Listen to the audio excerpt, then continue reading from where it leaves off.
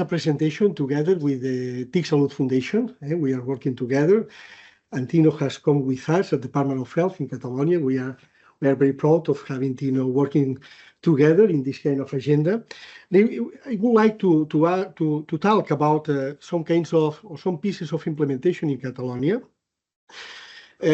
Some very basic things or figures about Catalonia. I think we have 1 million inhabitants, we have universal health coverage, but we have this kind of access to social services. It means tested as everywhere. I think that's the same situation, maybe other parts in Europe and in the world.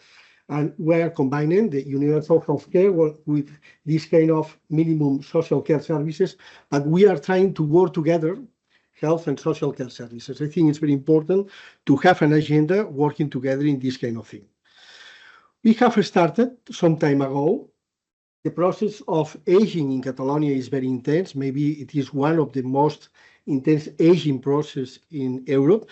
And you could see here, more than 1/3 of the population will be over 65, and more than 12% of the population will be over 80.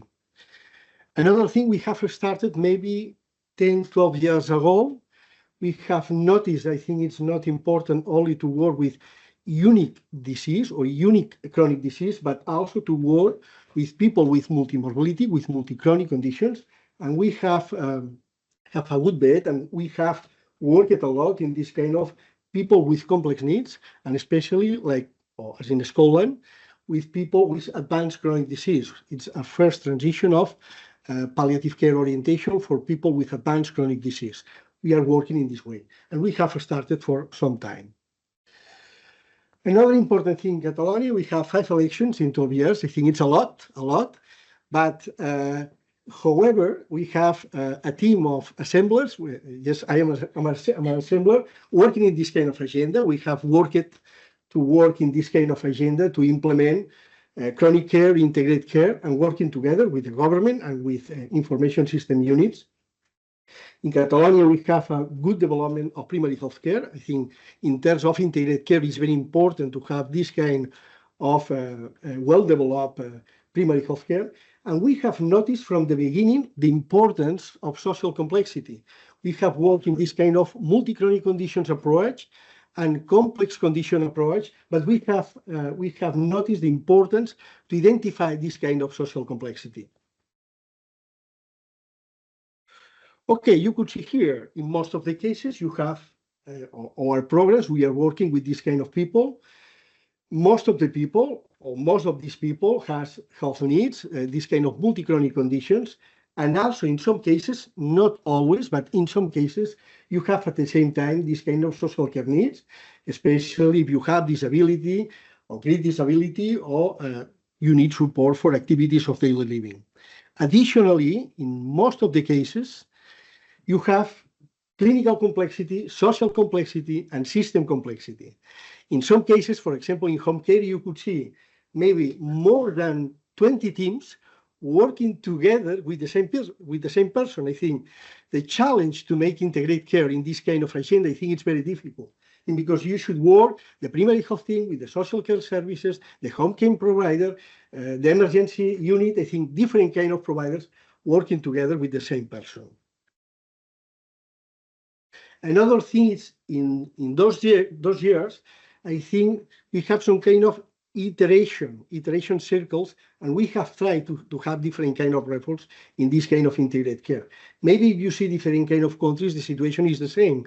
Every 5-10 years, you have this kind of iterative circle, no, related to different kind of reforms, trying to make integrated care. In our case, integrated health and social care. Practical things about the implementation we have made. For example, in Catalonia, we have made this kind of definition of comprehensive model of care for people with complex needs. No? We have agreed what kind of identification, diagnosis, the care plan, and a key information summary, as in Scotland, no? Some kind of key information summary for this kind of population. And another important thing, we have some kind of inter-society agreement for multidimensional assessment, and we have validated some kind of rapid assessment tool. This kind of assessment tool, it is offered for all Catalonia, and all the providers could use this kind of validate assessment tool with some kind of electronic health record version. I think it is available for the unique primary healthcare record we have in Catalonia. Another action is related because we have a lot of information aggregated and unified for the same patient. I think it's easy to work with this volume of population, and we have produced this kind of GMEA. The GMEA, it is some kind of algorithm where you could identify, it's a proxy to identify people with multi-chronic conditions and with this kind of complex needs. And we are working in the future to incorporate some kind of social care data to adjust this kind of algorithm to identify people with both health and social complex needs. And I think it's very interesting, this work. This kind of work, we are offering this algorithm for all Catalonia. All the primary healthcare centers could see this kind of algorithm related to the patients. And you could work in an individual way, but also in a population base. It's possible to edit a list of patients and to work proactively with this kind of patients.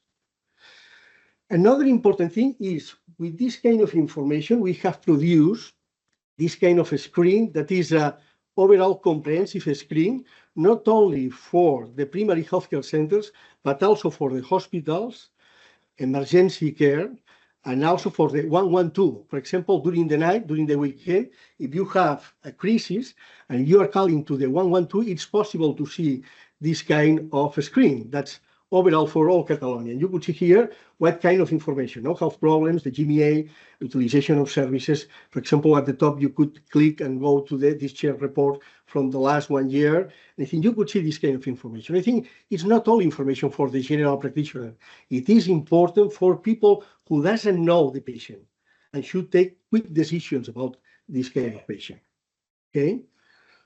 More things, another consequence to have this kind of integration of information, it's possible to calculate this kind of indicators. No? They are indicators of the prevalence of the people of complex needs, but of utilization of services. For example, it's possible to calculate the rate of emergency admissions, not only for all Catalonia, but also for regions, counties, and primary healthcare centers. I think you could go down and you could see this kind of information. You could see this kind of scoreboards and different kind of representations. At the bottom, you could see this kind of scoreboard related to the people who are working, who are living in residential homes. And we are replicating the same indicator, not only for general population, but also for people who is living in residential homes, in home care programs, and people with complex needs. I think it's possible to recalculate the same indicator, the population-based indicators for this kind of thing. You could see the prevalence of people with complex needs and the rate of emergency admissions per 100 people with this kind of condition on this kind of situation. Now we are working in this kind of double agenda. We are working in the field, in implementation, integrated care in residential homes, integrated care in home care, this kind of tools for, or ICT tools for integration, and the creation of an agency of integrated care. I think there is only one agency of integrated care in Singapore. I think that's the unique case you have in this kind of thing. Okay, some more practical examples. For example, in the case of exchange of information between health and social care services, you could see the first point is to construct viewers. We have this kind of viewers, you will see, to exchange information between the healthcare and the social care services. The second one is to offer a service of data from health to social and from social to health. And the last one, with Anna, we are working in this kind of project to have a data repository of health and social care information to make, to calculate indicators and to make new algorithms in these kind of things. You could see here on the right, it's the process of digital transformation at the Department of Social Affairs. And we are trying to accompany this kind of transformation at the Department of Social Affairs to share information in this kind of repository. You could see information related to disability, impairment, information from the Department of Social Affairs to be shared with the local government and with the health services. Okay? You could see that's an example of the viewer. We have constructed this kind of viewer health or social care, and another kind of viewer of social care for health. We are changing or exchanging information through this kind of viewers. You could see in 4 months and a half, less than 5 months, you could see the number of accesses, professionals working with this kind of service, and the citizens. So I think in the case of health, it is over 100,000 accesses. No? In the case of social care, less, but we are trying to push this kind of access. Okay, the last thing, it is about we need some kind of platforms to insert this kind of multidimensional joint assessment. We don't have, no, and we are trying to, with this kind of next generation projects, to introduce this kind of platforms, to put here some kind of joint assessment, a unique plan, a key information summary with both health and social care information, and we are trying to accompany this kind of projects to make this kind of tools, and the idea is to have a joint single care plan. And another thing, very important, it is about decodification of social care.